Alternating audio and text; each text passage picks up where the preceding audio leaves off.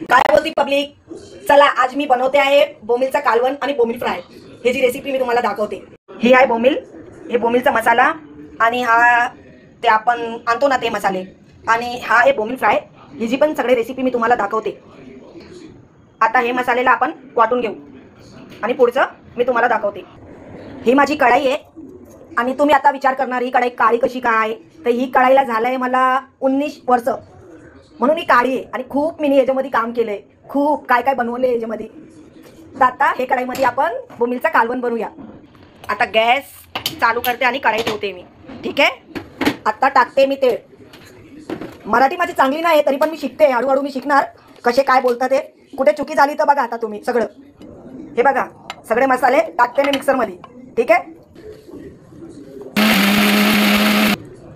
चला मी कढीपत्त्याची फोडणी टाकते। आता काय करू, मला येत नाही कसला काय करायचं, आणि वाटलेला मसाला, ठीक आहे। आणि आपला हे मसाला आहे हे पण मी टाकते।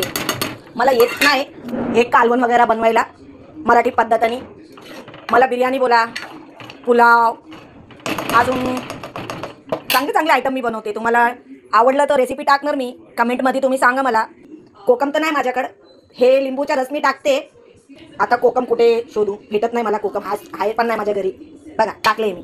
आता हिला खूप मी भाजते, त्याच्यानंतर मी बोंबील टाकते। बघा आता आपले मसाले झाले, खूप छान, एवढा छान वास येतोय ना। आता ह्याच्यामध्ये आपण पाणी टाकूया। आम्ही दोघी आहे तर एवढा नाही बनवणार, एवढा बस झाला। बघ पातळ झालं का? अजून पाणी टाकते मी ह्याच्यामध्ये, बस। आता उकळी आली तर आपण ह्याच्यामध्ये बोंबीलची मच्छी टाकू आपण आपली। हे बघा उकळलंय, आता ह्याच्यामध्ये आपण बोंबील सोडू। आता चांगला 2 मिनिटं उकळू।